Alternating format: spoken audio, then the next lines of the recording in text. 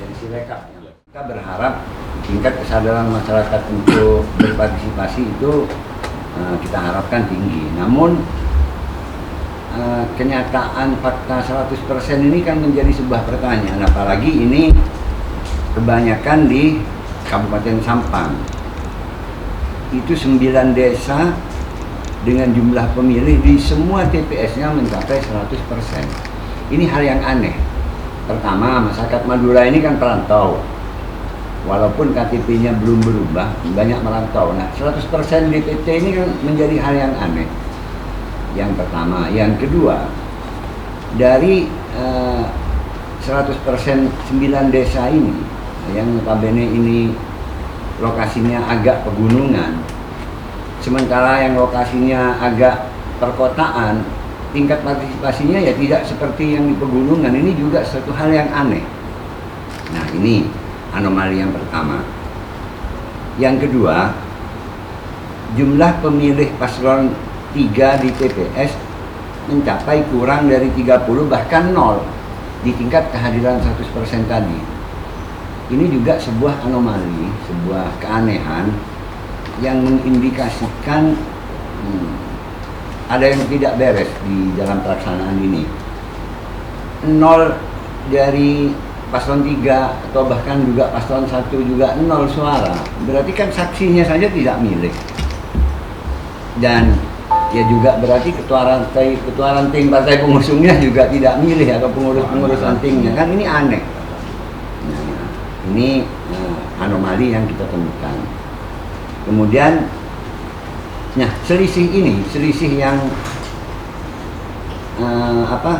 DPT 100% dan paslon nomor 03 itu 0 ini perolehan suaranya, itu kalau kita hitung sementara sudah di angka 770.917 selisihnya.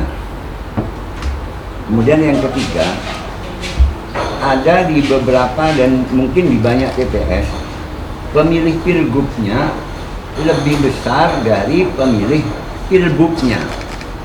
Jadi tingkat kehadiran itu tidak sama antara yang memilih gubernur dengan yang memilih bupati atau wali kota. Nah, selisih ini kalau kita lihat angkanya bisa mencapai angka 20 ribuan sementara ini. Nah, kalau di basisnya 03, justru suara pilgubnya lebih kecil daripada suara pilbubnya.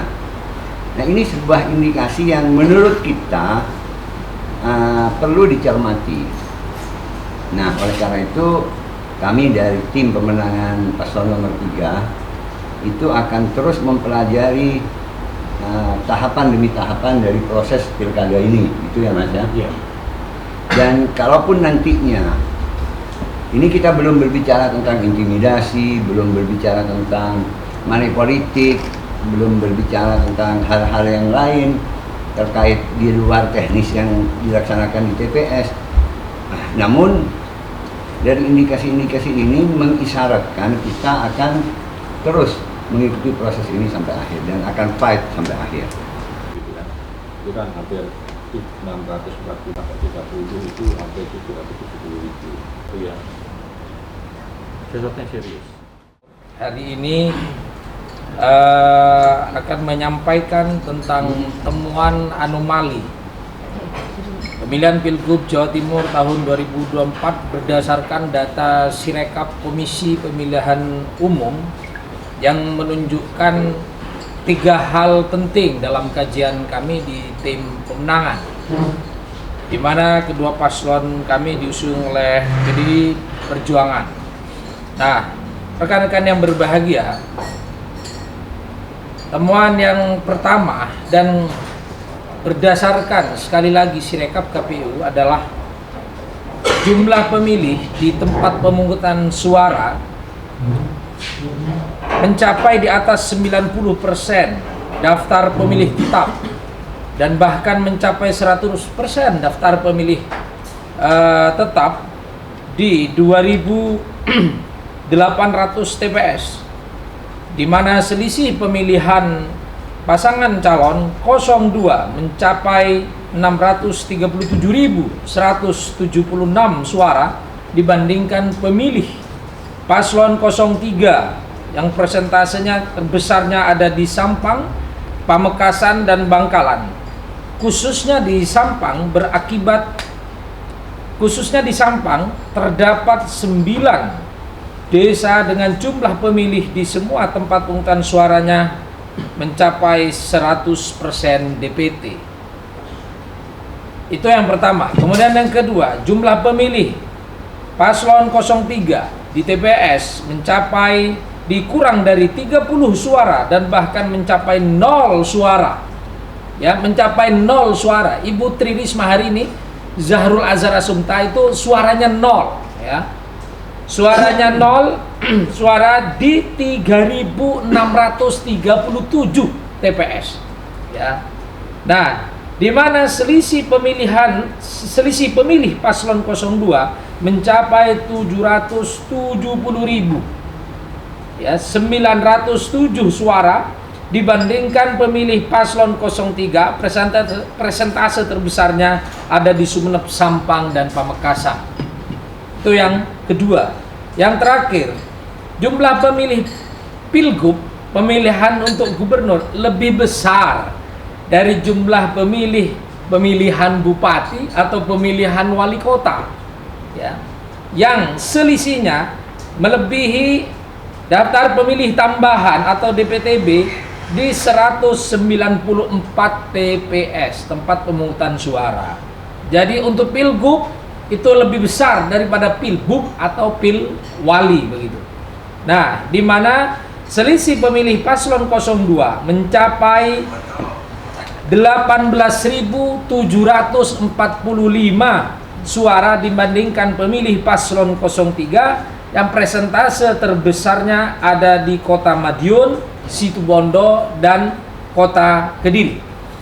Rekan-rekan media yang berbahagia, itulah 3 hal yang kami baca dari Sirekap Komisi Pemilihan Umum, di mana dalam Sirekap ini menunjukkan hal-hal yang anomali, hal-hal yang janggal, yang patut untuk dijelaskan oleh Komisi Pemilihan Umum kepada publik Jawa Timur sebagai pertanggungjawaban moral. Apakah pemilihan gubernur dan wakil gubernur Jawa Timur ini betul-betul berintegritas atau perlu kita koreksi secara fundamental, secara mendasar? Karena temuan kami ini tidak main-main, dan ini baru sebagian yang kami catat dan kami seriusi untuk diberi garis bawah tebal. Nah, kita ingin pemilihan gubernur dan wakil gubernur Jawa Timur ini betul-betul berintegritas, sehingga melahirkan pemimpin-pemimpin yang menjadi harapan publik. Apa harapan publik itu?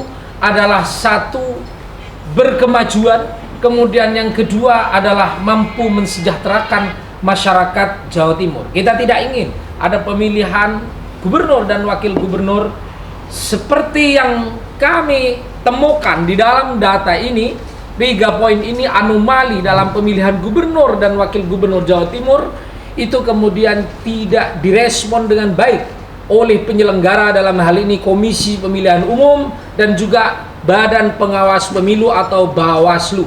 KPU dan Bawaslu tentu bertanggung jawab untuk menjelaskan bagaimana sesungguhnya hal ini bisa terjadi, dan ini tampak di dalam Sirekap Komisi Pemilihan Umum.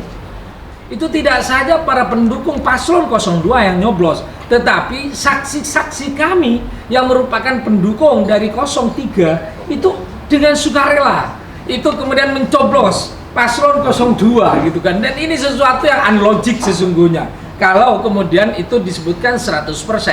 Bila itu angkanya katakan itu ada 75% atau 80% begitu ya, itu di 02, kemudian di 03 itu ada sekian persen suara begitu, artinya itu meninggalkan jejak begitu.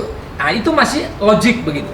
Tetapi ketika kosong begitu, 0 dan 02 itu full 100%, maka tentu kami bertanya-tanya begitu, benarkah itu? Ini sesuatu yang buat kami unlogik atau tidak logik begitu. insting politik kami tentang kepemiluan itu tidak bisa menerima dengan baik. Teori-teori kepemiluan tidak dapat menggambarkan situasi itu begitu.